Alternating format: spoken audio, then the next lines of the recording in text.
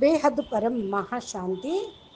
బేహద్ ఆత్మిక పరివారములకు, ఆత్మిక సోదరి సోదరులకు, బాపూజీ దశరథ్ భాయ్ పటేల్ తెలుగు ఛానల్కు స్వాగతం. మనము అనంతభాయ్ ద్వారా మనసుని శుద్ధి ఎలా చేసుకోవాలి అనేటువంటి విషయం గురించి మనము టాపిక్ 1288 లైవ్ ఎపిసోడ్లో ఫస్ట్ పార్ట్ తెలుసుకుంటాము. దానికి నెక్స్ట్ కంటిన్యూషను అనంతభాయ్ అంటూ ఉన్నారు. ఇప్పుడు వాయుమండలం వాతావరణం ఎలా ఉంది అనేది ప్రతి ఒక్కరికి అనుభవమైంది. భూమి మీద ఎలా ఉంటుంది, పైన ఎలా ఉంటుంది అని. ఇక బిల్డింగ్లో చూస్తే కూడా కొంచెం పైకి వెళ్ళే కొద్దీ కూడా ప్రశాంతమైన వాతావరణం ఉంటుంది. కింద నేల మీద అనుకోండి, మాటలు మాటలు సౌండ్స్, ట్రాఫిక్ ఇవన్నీ కూడా మనం చూస్తూనే ఉన్నాం. ఎక్కడైతే అదే విధంగా మనం కూడా హయ్యర్ లెవెల్లో ఉండటం ఇష్టపడుతూ ఉంటాం. అయితే ఇది తెలియటం లేదు. హయ్యర్ లెవెలు అంటే ఏంటి, వైబ్రేషన్ ఎంతవరకు అయితే తక్కువగా వస్తూ ఉంటాయో అక్కడ శాంతి అనేది అనుభూతి అవుతుంది అని అనుకుంటూ ఉంటాం. మంచి వైబ్రేషన్లు లభించటంతో నేచర్ కూడా క్యూర్ అయిపోతూ ఉంటుంది. ప్రకృతి సతో ప్రధానంగా ఉంటే అప్పుడు వాయుమండలం కూడా సతో ప్రధానంగా ఉన్నట్లు మనకు ఫీలింగ్ వస్తూ ఉంటుంది. మనకు సంకల్పాలు వికల్పాలు కూడా తక్కువగా అవుతూ ఉంటాయి. కాబట్టి హయ్యర్ లెవెల్లో మనం ఉండాలి అనుకుంటే ఈ బెనిఫిట్స్ కూడా మనకు ఉంటూనే ఉంటాయి. ఇప్పుడు చూడండి, మనము ఏదైతే పరివర్తన కావాలని కోరుకుంటూ ఉన్నాం, ఈ దేహాభిమానం మీద స్థూలంగా క్రింద బుద్ధి ద్వారా ఉంటే అశాంతే ఉంటూ ఉంటుంది. మరి ఒక్కొక్క లేయర్లో శాంతి పర్సంటేజ్, పరం లైట్ పర్సంటేజ్ కూడా డిఫరెన్స్గా ఉంటుంది అని బాపూజీ చెప్పారు. స్పేస్లోకి వెళ్ళే కొలది కూడా అక్కడ వాతావరణం వేరుగా ఉంటుంది. పర్వతాల పైకి వెళ్ళే కొద్దీ కూడా వాతావరణము వాయుమండలం వేరువేరుగా ఉంటుంది. అప్పుడు మనకు శాంతి, పరం శాంతి అనుభూతి కూడా అవుతూ ఉంటుంది. ఎందుకంటే అక్కడ నెగిటివ్ వైబ్రేషన్స్ కానీ సంకల్ప వికల్పాలు కానీ వేరు తక్కువగా ఉంటాయి. ఒక్కో ప్రదేశంలో ఒక్కో చోట పార్కులో వేరు ఉంటుంది, సినిమా థియేటర్లో వేరు ఉంటుంది, ఫంక్షన్స్లో వేరు ఉంటుంది, ఇళ్లల్లో వేరు ఉంటుంది, బజార్లో మరి సినిమా థియేటర్స్లో వేరు ఉంటూ ఉంటుంది.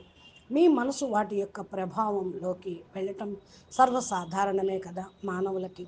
ఈరోజు మనము మనసును శుద్ధి చేసుకునేటువంటి విషయం గురించి మనం మాట్లాడుకుంటున్నాం కనుక మనసులో వచ్చేటువంటి ఆలోచనలు యొక్క స్థితులు సతో ప్రధాన స్టేజీ, రజో ప్రధాన స్టేజీ, తమో ప్రధాన స్టేజిలో ఎలాంటి ఆలోచనలు వస్తాయి, ఎలాగ మైండ్ని టచ్ చేస్తూ ఉంటాయి, ఇవన్నీ కూడా ఎలా మనసు మీద ప్రభావం చూపిస్తాయి. పాజిటివ్ నెగిటివ్ అన్నీ కూడా ఉంటూనే ఉంటాయి. హెవీ వైబ్రేషన్స్ మరి ఉంటూ ఉంటాయి. అంటే నెమ్మది నెమ్మదిగా ఏదైతే వాయుమండలం ప్రభావంలోకి దూరంగా ఉంటూ ఉంటామో అప్పుడు మనకు చాలా పంచతత్వాల శరీరం నుండి అతీతంగా వెళ్ళటము అనేది ఇక్కడ యోగంలో, ధ్యానంలో, జ్ఞాన మార్గంలో మనము నేర్చుకోవాల్సింది. ప్రతి ఒక్క జీవికి కూడా మరి వైబ్రేషన్స్ అనేవి ఉంటూ ఉంటాయి. కుక్క కానీ, పిల్లి కానీ, మనిషి కానీ, ఎవరైనా సరే లివింగ్ బీయింగ్ ఎవరైనా సరే ఈ యొక్క వాతావరణం యొక్క ప్రభావం వాటి మీద పడుతూనే ఉంటుంది. కాబట్టి సరైన ఆలోచనలు ముందుకు తీసుకొని వెళ్తుంది.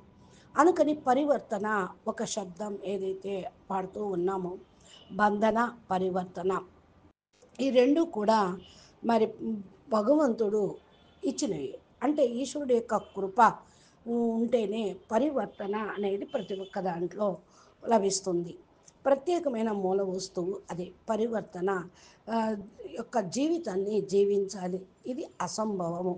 మరి పూర్తిగా కల్పన అనేది మనం చేయకూడదు. ఒక రోజు తర్వాత రాత్రి, మనము రాత్రి తర్వాత పగలు ఇలాగా వస్తూనే ఉంటూ ఉంటాయి.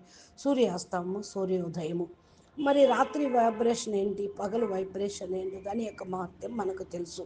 ఋతువులు మారుతూ ఉంటాయి, వాతావరణం వాయుమండలం యొక్క మహత్యం మనకు తెలుసు.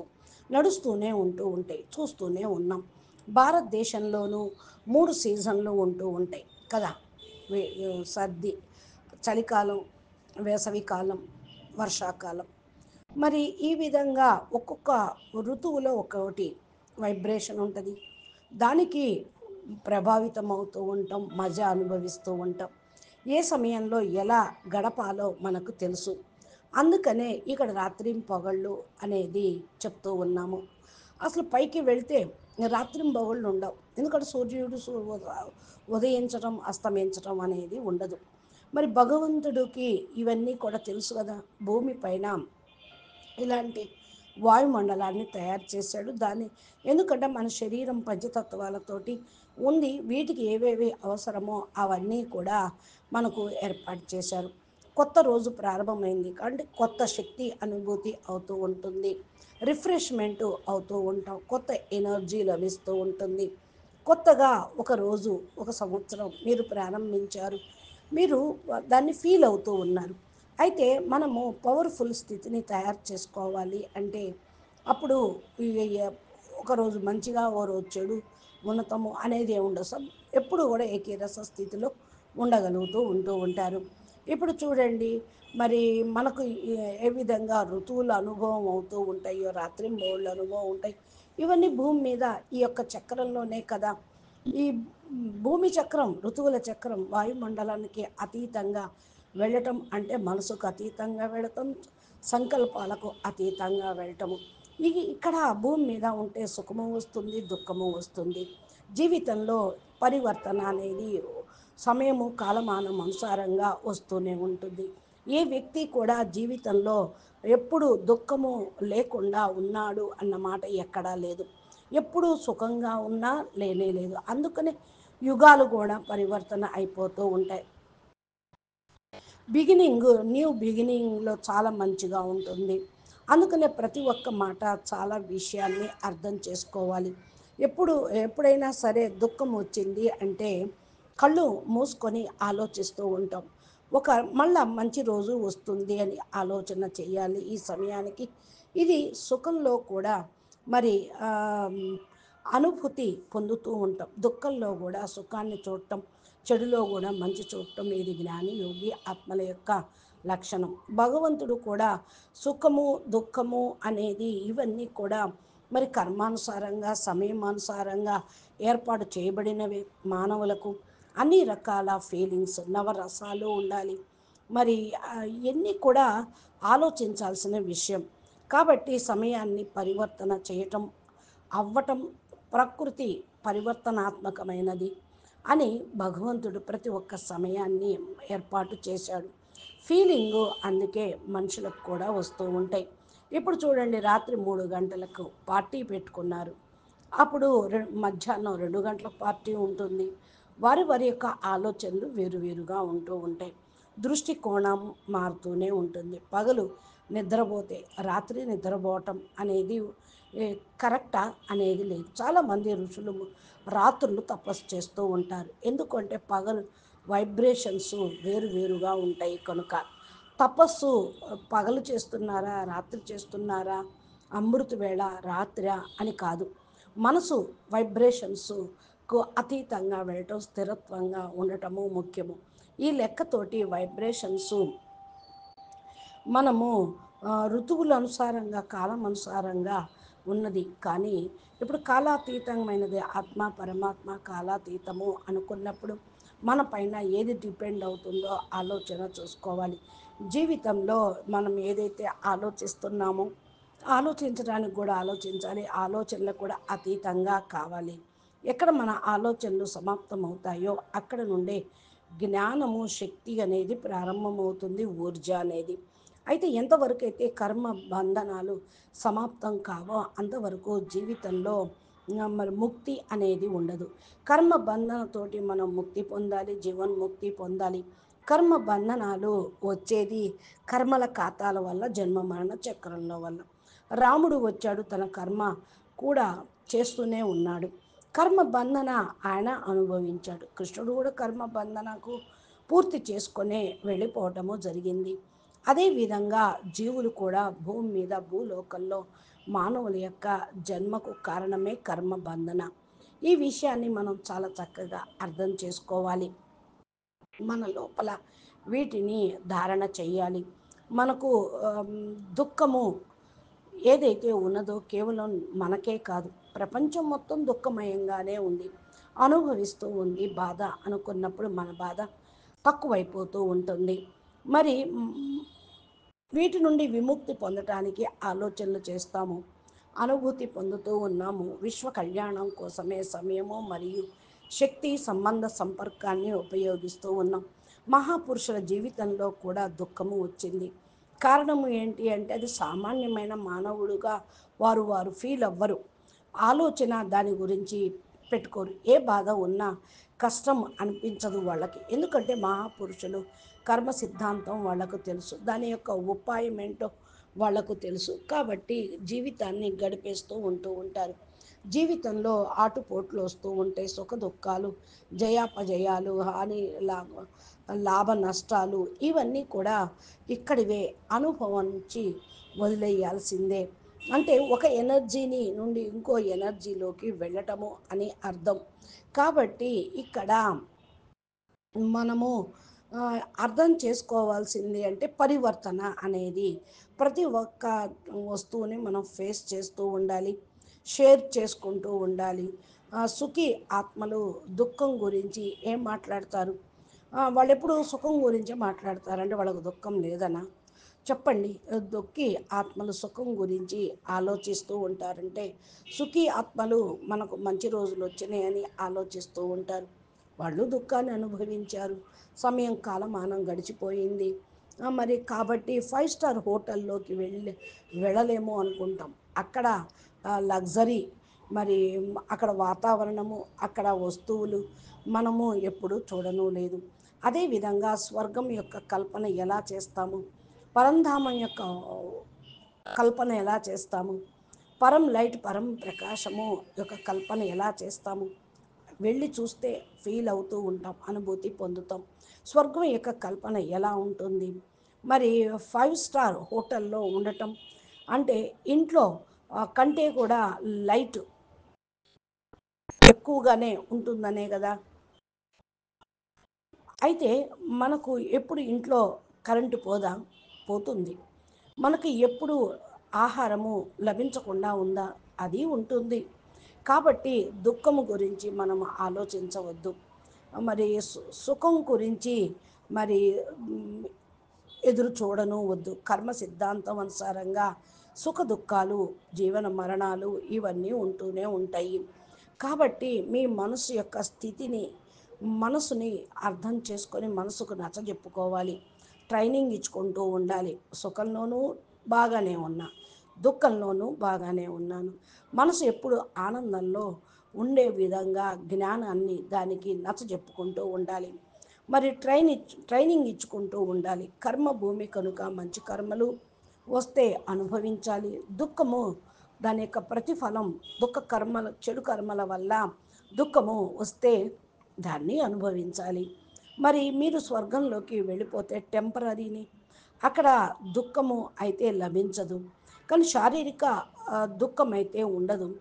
మరి కాళ్ళ నొప్పులు ఉండవు, బాధ ఉండదు, చేతులు నొప్పులు ఉండవు.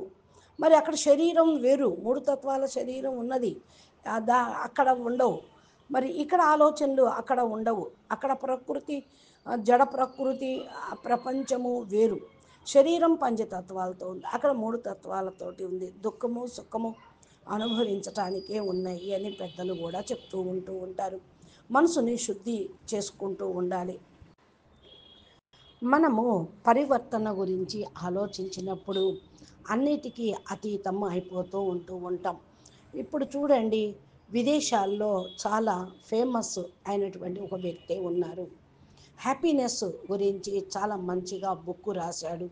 హ్యాపీనెస్ గురించి ఇంత చక్కగా మాట్లాడుతున్నారు అనుకుంటున్నారు, అంటే ఆయన ప్రమోట్ అయ్యాడు చాలా. నేనైతే చెప్తూ ఉన్నాను, సుఖం యొక్క విషయం, హ్యాపీనెస్ అనేది, సుఖము ఆనందము అనేది మరి హద్దులో ఉండేవి. పరమానందము అనేది హైయెస్ట్ స్టేజ్. జ్ఞానంతో ఋషులు మునులు ఆ పరమానందంలో ఉండేవాళ్ళు. దివ్య ఆనందంలో ఉండేవాళ్ళు, మహాన్ సుఖంలో ఉండేవాళ్ళు. మీరు కూడా ఆ, ఈ యొక్క సుఖానుభూతిని పొందాలి అంటే భయము, దుఃఖము, బాధ, చింతలు అన్నిటినీ అతీతమైపోవాలి. మృత్యు భయం అనేది బయటపడాలి. మృత్యు భయం లేకుండా వాడికి సదా సుఖమే ఉంటుంది, ఆనందమే ఉంటుంది. మృత్యు భయమే అన్నిటికంటే గొప్ప పెద్ద భయం. మనసుని శుద్ధి చేసుకుంటూ మనము పురుషార్థం చేస్తూ ఉండాలి. 5 కోట్ల ఆ, 5 కోట్ల కారు ఉంది అనుకుంటే 500 కోట్ల ప్లెయిను లోను ఎగిరిపోతూ ఉన్నారు కొందరు. అయితే అయితే భూమి మీద వాళ్ళ పడరా ఏంటి? ప్లేన్ అయినా పడిపోతుంది, మరి కారైనా పడిపోతూ ఉంది, సైకిల్ అయినా పడిపోతుంది, పెద్ద పెద్ద వాళ్ళు కూడా చనిపోతూనే ఉన్నారు. మరి ఏమి మాట్లాడతాం? ఎటువంటి మరి ఆ, దేని గురించి ఆలోచించాలి అంటే ఏదైతే మరి జ్ఞానం విషయం స్పెషల్గా మనము చెప్పుకుంటున్నాము అంటే కొత్త ప్రపంచం గురించి, కొత్త ప్రపంచం గురించి.